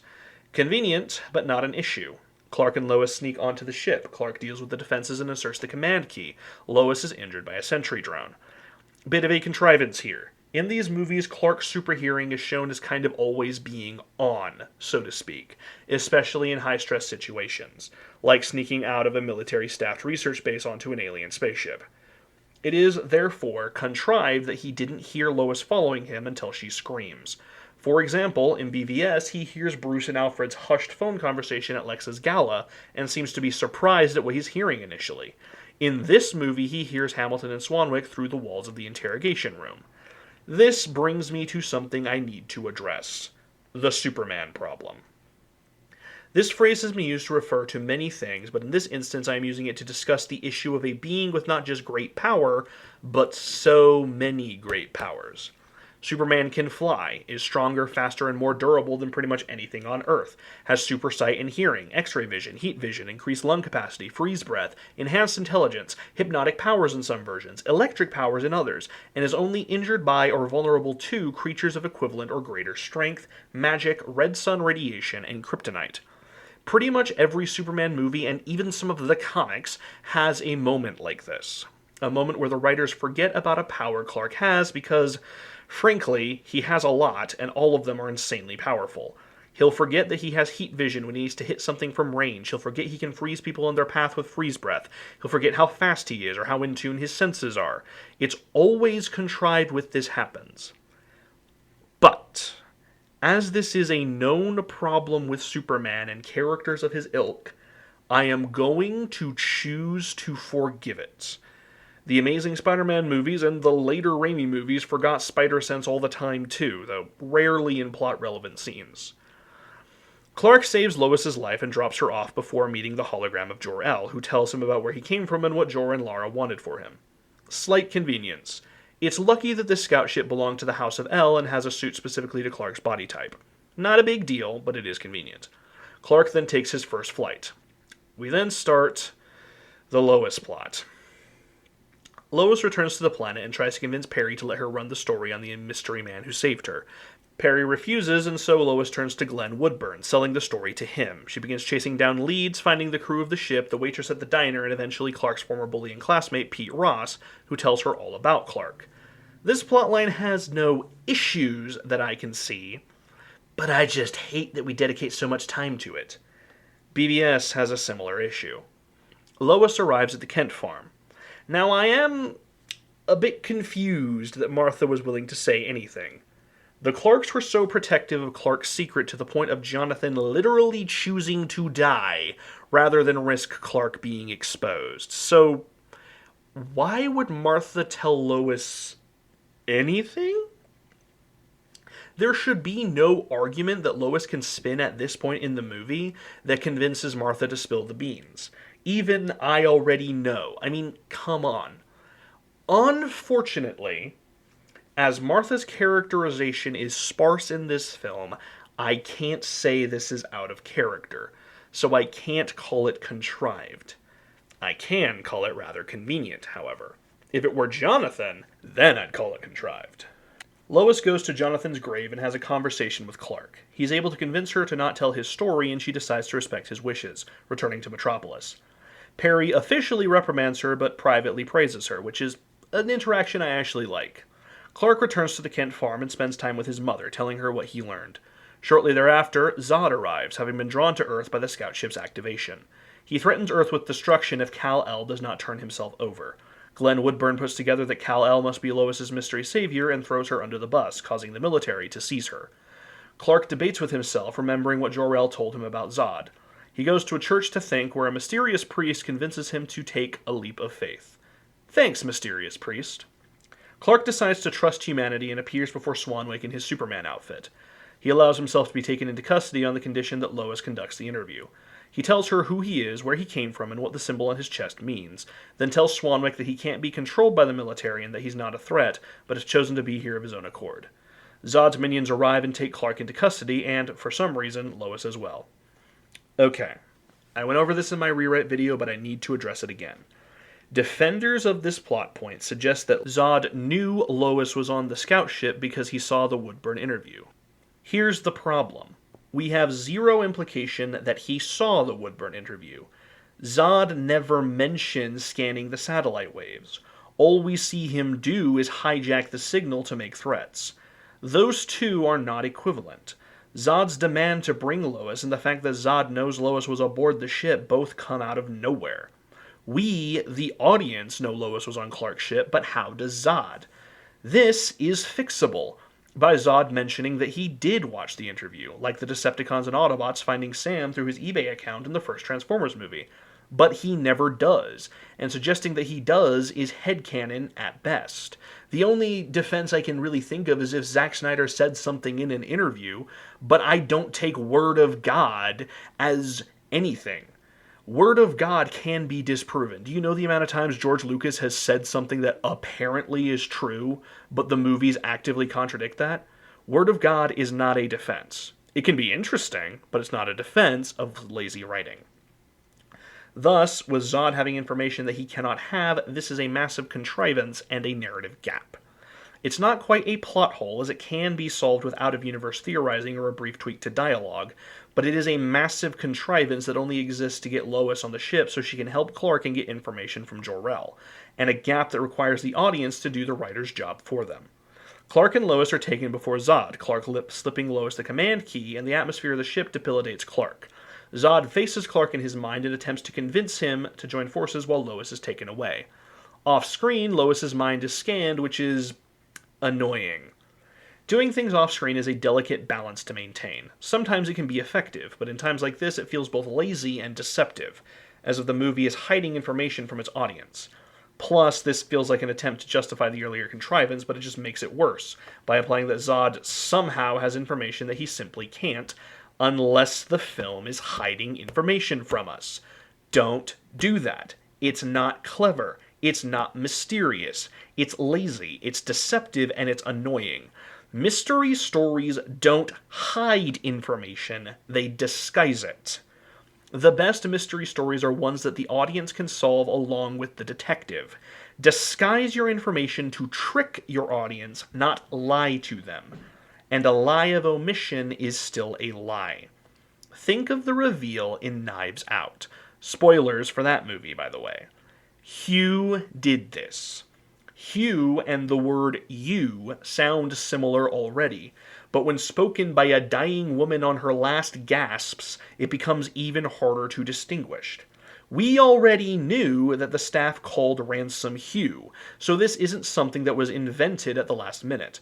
Marta already fears that she is responsible, so it's believable that she'd think she was being accused. Plus, Ransom was the only family member acting halfway decent to her at the time, so she and us might not immediately suspect him. This reveal works because the writers disguised the truth. They didn't lie. The legwork had already been done, and if you were paying attention, you'd be able to figure it out. Man of Steel lies to its audience by hiding information around Zod taking Lois captive. If there had been a single throwaway line about the Woodburn interview by Zod or Feora or Jax-Ur, this entire plot point becomes coherent. Even just something like, "We've been watching your satellite transmissions," serving as an implication would work wonders. Again, the Bayverse explained its villain's reasoning behind seeking out Sam better than this movie did. I need to move on. This plot point bothers me so much, and the people blindly defending it bother me even more. They've gaslit themselves into believing that there was a line of dialogue that does not exist. I have the script open in front of me. I can tell you it doesn't exist. Another contrivance here. The cell that Lois is imprisoned in has a slot for a Kryptonian command key on the inside. Why would a prison cell have a slot designed for a key that can override the systems of the ship? Is this a closet? No, looks like a prison cell. These keys are clearly not something rare, as Zod uses his own later in the movie. Also, why didn't the guards search her? That's like taking prisoners 101. These are trained soldiers from a highly advanced alien civilization, not rookies who just graduated from Space Cop Academy. This isn't typical bad guy arrogance, this is stupidity. Ugh, the entire lowest part of this sequence of scenes is so bad, which sucks because I actually like the Clark and Zod psychic confrontation. It's a pretty good non-battle scene between the two opposing sides. It's one of the few cases where I feel like I have a grasp on Clark as a character. From a plot perspective, Zod reveals his plan and that he killed Jor-El, which is more typical bad guy arrogance, so I have no issues with it. The issue with this sequence is that the reason Clark is able to escape from Jax-Ur when he's strapped to a table is because of Lois's intervention, which is a series of events that don't make sense. Also, why did Jax-Ur take his blood? The plot reason is because that's how Zod discovers that Clark is the Codex, but what reason would Jax-Ur have to do this? Zod's goal here was 1, to find the Codex, and 2, to convince Clark to join him. Taking his blood had nothing to do with that. The characters are doing things just so that the plot can happen, not for any in-character or logic-based reason. This is contrived again. Stop it, movie. You can still solve this. Mention that Jax-Ur is a freak who likes taking his victim's blood or something, or that he's trying to study Earth's sun's effects on Kryptonian DNA. You know, something. These aren't cataclysmic errors, they're easily solvable, and that's what bothers me. Why didn't you solve them? This is either laziness, apathy, or incompetence, if not some mix of the three. And it can't be studying the sun's effects on Kryptonian DNA because Zod already knows what yellow stars do, somehow. And despite knowing that, he's still wearing his armor and still has his ship's atmosphere set to Kryptonian air? I'll delve more into that in a moment. Where was I? Oh yes. Lois escapes with Jor-El's help, having received information on how to defeat Zod and his minions from the hologram. Unfortunately, her escape pod is damaged. Jor and Clark have another talk, and we get Superman posing like a crucifix. Clark saves Lois, but Zod, Namek, and Feora attack the Kent farm. Clark saves Martha, but not before Feora discovers that the Codex is not in Clark's ship. He battles the three of them, who are more than a match for him even in their armor. So now I have to talk about this.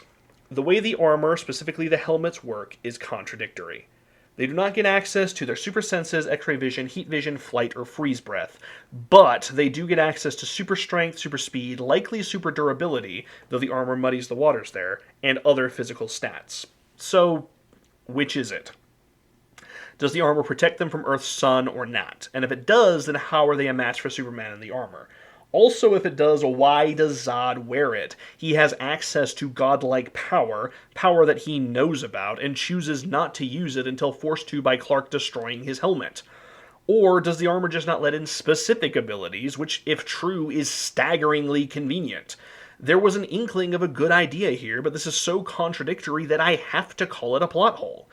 There is no reconciling this other than saying, for some contrived reason, that the armor protects the Kryptonians from having super senses, but not super strength, speed, durability, and jumps.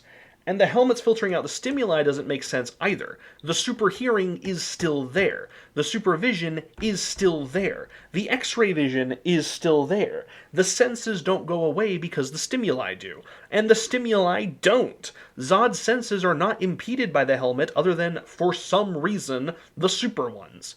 In my rewrite, I made it clear that the armor gives them strength beyond a normal human, but nowhere near Kryptonian in a yellow sun level. Thus, they are dangerous to a depowered Clark, but not a fully powered Superman. Superman destroyed Zod's helmet with a single punch in my rewrite because he's Superman.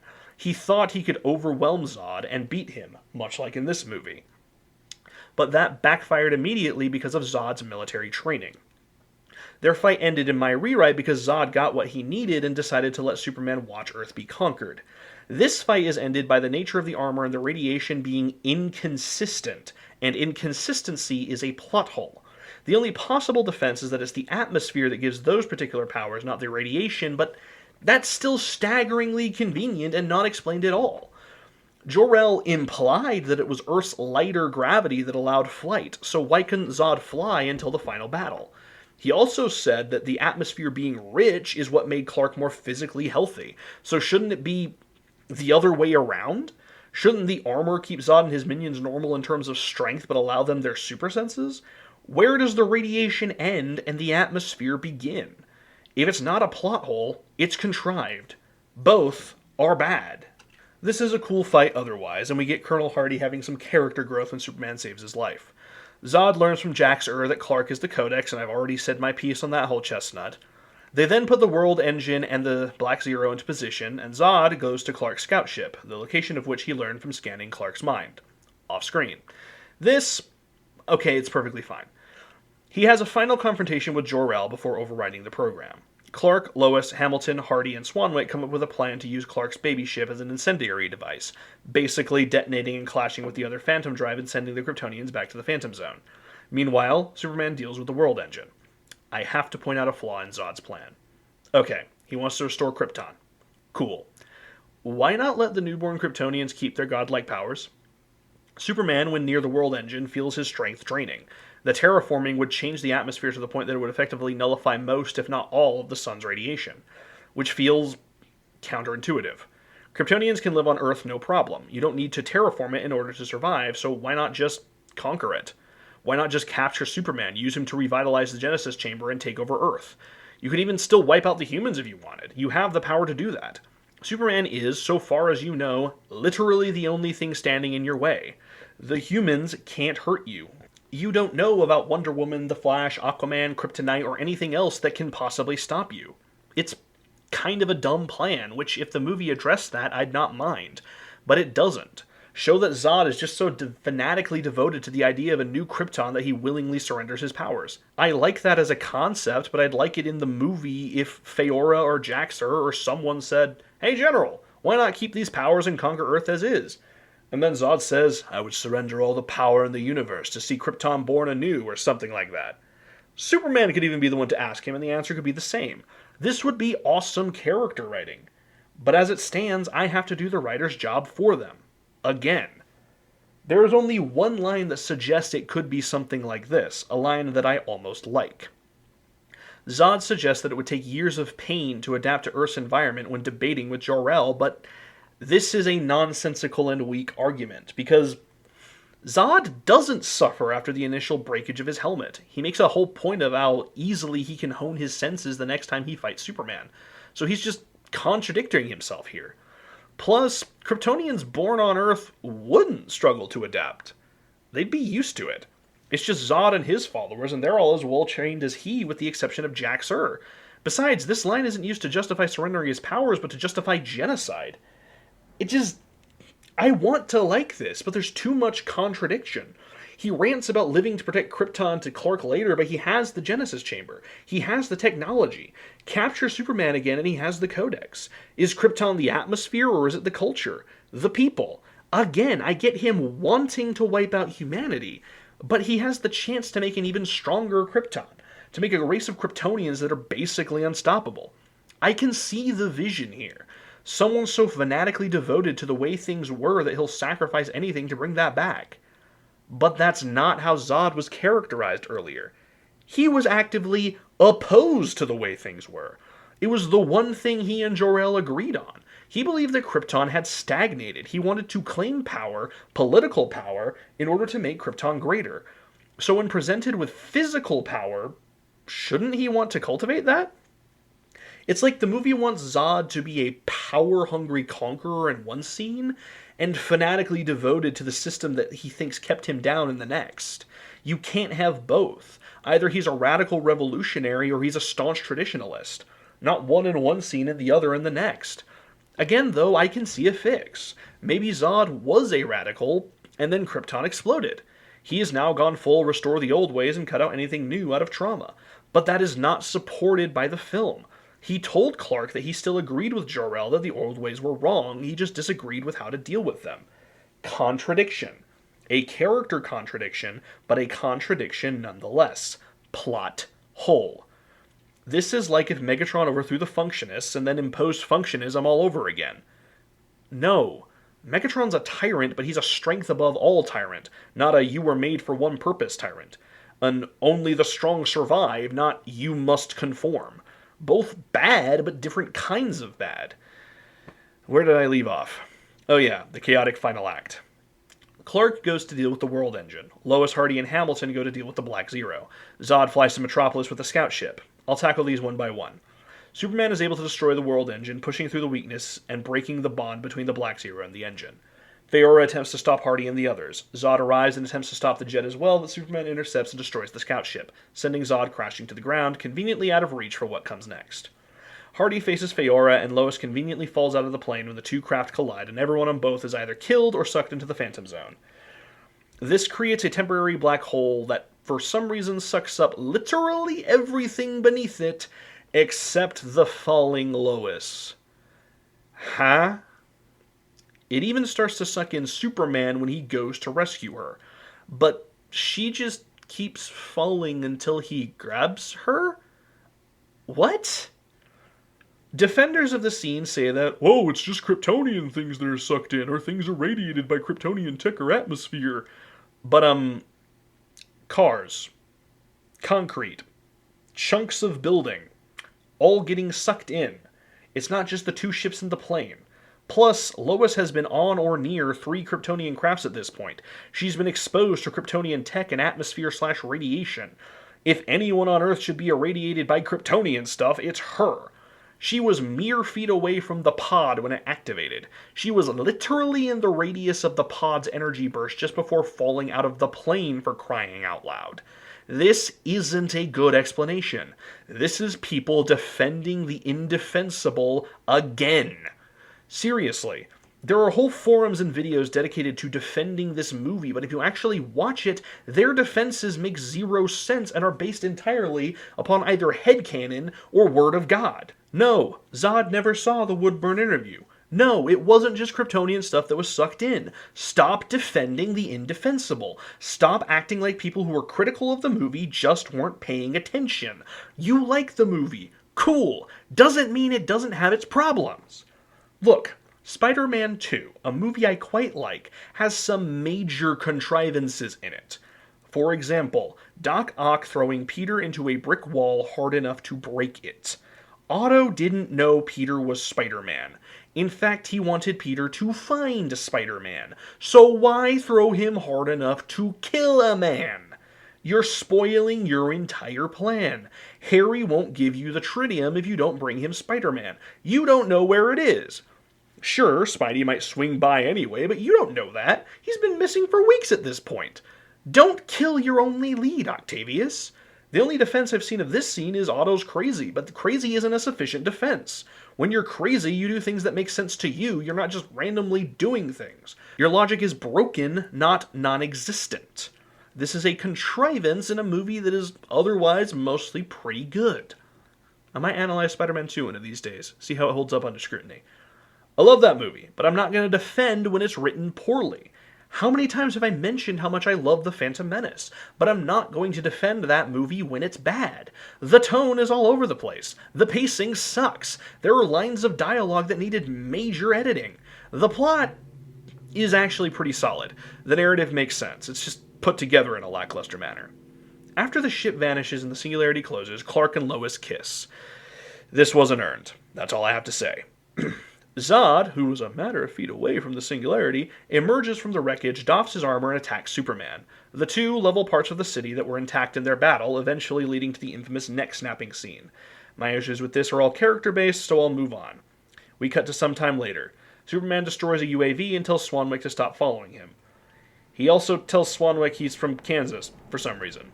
I mean, yeah, sure, it's a big state, but that's a lot of trust you're putting in the military. I get that trust is one of the themes of this movie, but come on, there's trust and then there's naivete. Just say I was raised in the Midwest, or even just the States. No need to narrow the search down, Kent. He visits Jonathan's grave again with Martha, then shows up at the planet, having recently gotten a job. From there, we roll the credits. Oh boy. That was a lot. And an unfortunate amount of it was bad. At first, it was a lot of conveniences back to back, but nothing story-breaking. And then we got to the latter half of the movie. Contrivances, narrative gaps, plot holes, more and bigger conveniences. I even had to reevaluate my stance on Zod while writing this section of the script. I still like him, but his motivations are confusing and contradictory. At the beginning of this video, I had Zod in the excellent tier, but after analyzing his plan, I had to bump him down to good. So, as before, Spider-Man wins this section. The plot is tight. There are no massive gaping holes. Characters behave according to their characterization, and character growth is easily followed and believable. These movies are not too dissimilar in length, with Spider-Man at 2 hours and 1 minute with credits, and Man of Steel at 2 hours and 23 minutes with credits. Yet Man of Steel feels like it's at least an hour longer, and that's due to the pacing. The first half of Man of Steel is slow, ponderous, and boring, with the exception of the Krypton prologue and the first flight scene. The second half, on the other hand, is too fast and overstuffed for its own good. Too much is happening at a rapid-fire pace, and both plot and characters suffer from it. And it's not the length that's the problem. Both Spider-Man and Superman embrace their superhero personas within the first hour of the movie. No, it's how we get there. Spider-Man's first half progresses in an understandable manner. Within the first 15 minutes of the movie, Spider-Man and the Green Goblin both get their powers and begin their arcs. Within the first 30 minutes, Spidey has his first suit up. It's his wrestler costume, but still. By the 1 hour mark, the origin story is done and the meat of the plot can begin. This movie efficiently and effectively tells 3 stories at once: Spider-Man's origin, the Green Goblin's origin, and their later ongoing feud. The film doesn't feel overstuffed. We are engaged. We are eager to see what happens next. And the latter half doesn't feel rushed either. We have 4 encounters between our hero and villain, each one escalating in terms of tension and stakes. Both Norman and Peter's arcs flow excellently, as do those of Harry and MJ. The two halves are symmetrical and equally enjoyable. Sure, as a kid I preferred the second half, but that's because kids want action. As an adult, though, both halves are equally good. Man of Steel slows down its narrative progression with constant flashbacks and minimal character work. I do not know who Clark Kent is as a person until right before Zod arrives. I know who Peter Parker is in the first 5 minutes. I know who Uncle Ben and Aunt May are in their first scene. MJ is the only character who you need some time to understand in this movie, and that's by design. We're seeing her through Peter's eyes. The only characters I feel I have a grasp on in their introductory scenes in Man of Steel are Zod, Jor-El, Lara, Lois, and Perry. The first part of Man of Steel, honestly, could have been half as long as it is. Superman should have been born within the first 30 to 45 minutes of the film, not the first hour and change. We didn't need to keep going back and forth between past and present. We didn't need to follow Clark's days as a vagabond. We didn't need a large portion of the Lois arc. We should have seen Clark discovering his powers, him learning he's an alien, John's death if you really want to go that route, Clark leaving home, Clark finding the ship or Fortress of Solitude or whatever, him learning who he is and how to fly, and then him being a superhero for a few scenes before he comes face to face with Zod. Superman's origin is not and has never been a complex one, unless we're talking Superman Year One, which is well, terrible. Spidey, on the other hand, does have a complicated origin. He has to be bullied, he has to get bit, he has to shirk his responsibilities, he has to use his powers selfishly. Ben has to die, Peter has to learn it was his fault, and then he becomes Spider-Man. Clark wanted to be a hero from a young age. He wanted to help people. In the comics, he was a hero from a young age. He was Superboy. He just needed to learn who he was first, and again, in the comics, that happens pretty quickly. But Pete? He had a whole character arc to go through before he even saved his first kitten stuck in a tree. Clark's childhood is a backdrop, an important aspect of who he is to be sure, but it's not where his story begins. Thus, we really shouldn't spend a lengthy amount of time on it. The latter half of Man of Steel needed more time to breathe, and the former half needed to stop wasting time. But with Spider-Man? I did not feel like there was any wasted scenes. Each scene is purposeful, be it for plot, theme, or character. There's only one plot thread that felt rushed or incomplete, and that's Norman attacking Quest. Similar in length the movies may be, but one is paced excellently, and the other goes from plotting to breakneck speed with no in-between. Theme is an interesting topic when it comes to fiction. Some think it's unimportant, others think it's the most important part of any story. I fall in the middle. I think theme is important, but I think it should come behind plot and characters in terms of importance. There are exceptions, true, but this is a good rule of thumb. Both of these movies have strong thematic cores to them. For Spider-Man, you have things like its power and responsibility, unity and crisis, sacrifice, and selflessness versus selfishness. Man of Steel has faith and trust, hope, past versus future, and humanity versus divinity. These are just the ones I noticed, so I'm sure there's others. In terms of how they both portray their themes, Spider-Man does it excellently and Man of Steel does it heavy-handedly. There's one instance of Spider-Man's that could be accused of being on the nose, and that's the New Yorkers on the bridge scene. However, just because it's obvious, doesn't mean it's bad. Spidey had been feeling down on himself since Goblin's monologue, and Jonah had seemed to prove him right. He's had little pick-me-ups in the form of MJ and the cop letting him save people, but this is the culmination of that little thematic arc. These common folk, the teeming masses Goblin so readily decried, stood up for Spidey in his moment of crisis. It's a beautiful moment, one that shows Peter that it's all worth it despite the hardship and sacrifice. And also it had a lot of major real-world implications, considering when this movie came out, when this movie was being made.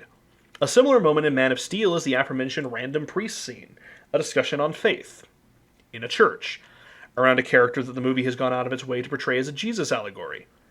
It's even about him choosing to sacrifice himself for humanity's sake. This isn't just on the nose. This is hit with a 2x4 level subtlety. I have made my opinion on the overused Christian themes in this movie known. I am a religious man. I love the Christian themes in Lord of the Rings or Narnia or other similar stories. I don't even hate Christian themes in superhero media, self-sacrifice and all that. But I despise the Snyderverse's obsession with making Superman Jesus. It's even worse in BVS, but it started here. Aslan, at least, was intentionally meant to be Jesus, not just an allegory. He's canonically an aspect of the real Jesus in the Narnia lore. And also, Jesus literally exists in DC. No, I'm not kidding. In DC lore, God, called the Presence, Satan, Michael, Gabriel, Jesus, Adam, and Eve are all canon. Judas Iscariot is the Phantom Stranger in the Prime Earth continuities. Superman can't be Jesus, because Jesus already exists. Other thematic elements of the movie, though, I was a bit more okay with. Past versus future, especially when it came to Krypton, I liked, even though Zod kind of flip-flopped on which he was in favor of. The hope aspect was not as good as in other Superman adaptations. They paid lip service to it, but that's all. Humanity versus divinity, they kind of flip-flopped on this one too. In one scene, Superman is God. In another, he's a kid from Kansas. In my opinion, Zod should have embodied the God complex and Superman the humanity, not having both pinned on Clark. The faith and trust one, well, I like half of it. I like Clark having to put his faith in humanity, and I don't hate the idea of them putting their faith in him, I just wish it was a less religious faith. But with Spidey, the power and responsibility theme is woven through the entire narrative, even down to the final scene of the movie where Pete rejects MJ's romantic advances to keep her safe. It's also present with Goblin's story, as Norman chose to use his powers to advance himself. This also ties into the selfishness versus selflessness theme, with Spidey having to be selfless and Gobby choosing to be selfish. Even the don't tell Harry promise, for Norman it was a selfish plea, but Spidey's choice to heed it was selfless. He didn't want to hurt his friend, even if it meant he'd hate at least one side of him forevermore. This also weaves incredibly well into sacrifice, sacrificing love, financial stability, education, and other things in order to help people. Sacrificing life and limb to save other lives, sacrificing peace so that others can have it. And I already mentioned the Unity one. This isn't a case of one set of themes being inherently better than the other, but one was definitely implemented better than the other one was, at least in my opinion.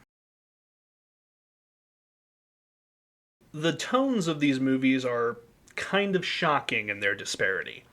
Man of Steel is dour, humorless for the most part, cynical, and violent. Spider-Man is adventurous, bittersweet, tragic, and hopeful. One feels like it's a shame to be a comic book movie. The other feels like it's excited to be a comic book movie. One is grand in scale but shallow in depth. The other is more intimate in scale and doesn't try to be overly deep. Spider-Man is colorful, Man of Steel is gray. Spider-Man lets itself be silly occasionally. Man of Steel avoids silliness like the plague. Both can be serious, intense, and bloody, but one lets itself be other things as well. Spider-Man is varied. Man of Steel is one note. I like serious storytelling, but I also like moments of levity. It's why I don't get mad at the humor inserted into the Lord of the Rings movies, especially since the books could be downright goofy at times. Yes, you shouldn't be overly goofy lest you get the Hobbit movies or Batman and Robin, but it's fine to let yourself have humor that isn't just cynical. It's fine to embrace the fact that you're making a movie about a guy called a Superman. It's fine to be bright, hopeful, and optimistic in the face of tragedy. Acknowledge the darkness, but don't turn away from the light. Star Wars, Lord of the Rings, Transformers, DC, and Marvel, these things can get dark, but they always let themselves show that there's a light at the end of the tunnel. Think of Avatar: The Last Airbender. That show is both hilarious and heartbreaking. Why Man of Steel turned the humor down to a 2 and made it as cynical as possible, I do not know, and I really don't like it. Especially since its titular character is Superman. Seriously, whenever they let Henry smile in this movie, I was happy. I actively said, there he is, and then he disappeared in the next scene. I want my Superman to believe in good, to be hopeful, to take the time to save a cat or a squirrel or a dog, to be both the strongest and the gentlest guy around. I don't want him to glower all the time. I don't want him to brood. Yes, let him be serious when he needs to be. I will never complain about respecting the gravitas of a situation. But remember that he's a frickin' superhero. This is why I love the Raimi movies. Well, the first two at least. They know what they are. They're funny, they're tragic, they're optimistic, they're intense, they're brutal, and they're just plain fun. Man of Steel isn't fun. It's boring. It's depressing. It's pretentious. It's infuriating. It is not a movie I think I will ever watch again, but I will watch Spider-Man over and over again. I now want to briefly discuss how these two films adapted their respective source materials. Source accuracy is not necessarily a good or bad thing, as I've said multiple times on my channel, especially when it comes to comic books. But I think it's interesting nonetheless. The first half of Spider-Man is actually a pretty accurate adaptation of Amazing Fantasy 15. Yeah, some things were changed, but the broad strokes felt like an actual attempt was made to adapt that comic. The rest of the movie was more a hodgepodge of multiple comic lines, like Green Goblin's origin, or the night Gwen Stacy died, and even an inkling of Sins of the Father there at the end. Man of Steel, well, David S. Goyer claims he was inspired by All-Star Superman. If you were, you completely missed the point of that comic. Like, by a country mile. Man of Steel doesn't feel like any version of Superman prior to its release, at least none that I can think of. It has most in common with Superman Year One, which came out after Man of Steel. The other claimed inspiration is the 1986 The Man of Steel limited series, which, okay, I can see the skeleton here, like, as terms of Clark's origin, but you still completely miss the point of this comic run. Either piece of inspiration was poorly adapted, and the character as a whole was also poorly changed. Spider-Man definitely made changes, don't get me wrong. Peter was a little shyer than his comics counterpart and a few years older when he got his powers. MJ feels more like Gwen with MJ's backstory. Harry and Peter met in college in the comics, and Pete barely knew Norman before he became the Goblin. There are differences. Many of them existed to streamline the story of the movie. The changes to the Osborns were made so that the conflict resonated more deeply. The MJ thing, yeah, no, I'm pretty critical of that. The movie also went the animated series route with Norman, making the Goblin a separate persona, which was inspired by the time Norman had amnesia in the comics. I've stressed before, changes aren't the problem. The problem comes down to why and what. Are you changing things just to change them, or are you doing it to tell a good story, or to make a good movie? Are you changing core fundamental aspects of a thing, or are you changing surface level characteristics? Are you watering a character down, or are you fleshing them out? I have no issue with the vast majority of the changes in Spider-Man, and the ones that I don't like are more present in the later movies. Man of Steel makes one big change that bothers me, and that's in the nature of Superman. He's not a beacon of hope and optimism. He's broody, he's dour. He feels like he's trying too hard to be Batman, but even Batman isn't broody and humorless. Bruce is pretty hilarious sometimes, and when he is too broody, the story typically revolves around him changing that aspect. Think Arkham Origins or The Batman. His anger and dourness is a flaw to overcome in those stories. In terms of narrative changes in Man of Steel, the only one I actively despise is Jonathan. The rest I honestly don't hate, I just don't like grumpy Superman. I don't like the honestly hopeless tone. I don't like the wanton destruction. I don't like the heavy-handed symbolism. There is a good Superman movie buried somewhere in Man of Steel. It's not a total lost cause. At the end of the day, Snyder, Goyer, and even Christopher Nolan, he's not getting off scot-free here, were more concerned about grittifying Superman than they were about understanding Superman. Which brings me to my last point. Sam Raimi, Zack Snyder. Both have made incredible movies. Both have made pretty bad movies. But there's a massive difference between the two when it comes to these particular movies. Raimi loves Spider-Man. Snyder does not love Superman. Raimi understands Spider-Man. Snyder does not understand Superman. Raimi made a love letter to the Ditko and Romita Sr. eras of Spider-Man. Snyder made a pretentious broodfest using a beloved character as a puppet. Raimi wanted to make a fun movie. Snyder tried and failed to make something deep and serious. Raimi's horror background mirrors a similar background of Steve Ditko's. I could go on. Sam Raimi was the right man for the job when it came to bringing Spider-Man to the silver screen. Zack Snyder was the wrong man to bring Superman back to the silver screen. I love Spider-Man. This movie is still one of my favorites to this day. Yeah, it's aged in some regards. Yes, some choices weren't my favorite, but rewatching it is like revisiting an old friend. It always cheers me up. It's the reason I love Spider-Man, the character, in the first place. I was turning 4 when this movie came out. This was my first Spidey. This led me to the animated series, Spectacular Spider-Man, and of course the comics. Spidey is my favorite superhero to this day, and he's up there with Optimus Prime, Aragorn, Batman, Obi-Wan Kenobi, and Geralt of Rivia as some of my favorite fictional characters of all time. And I have this movie to thank for introducing me to him and his world. I love Superman, the character. He is the superhero, the gold standard, the beacon of hope, and the example of goodness in comic books and their auxiliary media. And if Man of Steel was your first introduction to him, you didn't see Superman. I'm sorry. I hope you found a good Superman story later in life. The animated series, the Christopher Reeve movies, the new movies, Superman and Lois, and of course, the comics. I love superheroes, and I love what they stand for. And I love movies. I love storytelling. And as a movie, a story, and a representation of superheroes, and what they stand for, Spider-Man stands head and shoulders above Man of Steel. If you haven't watched Spider-Man, go watch it. If it's been a while, watch it again.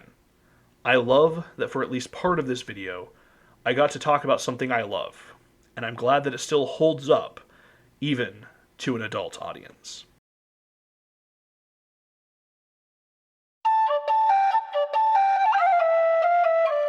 Thank you all for joining me on my quest. If you enjoyed the video and like what I do here, please consider leaving a like and subscribing to the channel. If you'd like to support the channel further, consider joining the Knights Realm Patreon or becoming a member here on YouTube for $1 or $1.99 a month respectively, and get access to exclusive content, including videos not available on the main channel and supercuts of my rewrites. More of that will be coming sometime after the new year. Alternatively, if you'd like to vote on future video or series topics, you can join at $5 or $5.99 a month. If you'd just like to make a one-time donation, you can always leave a super thanks in the comments below. In any case, I will see you all on our next adventure, whenever that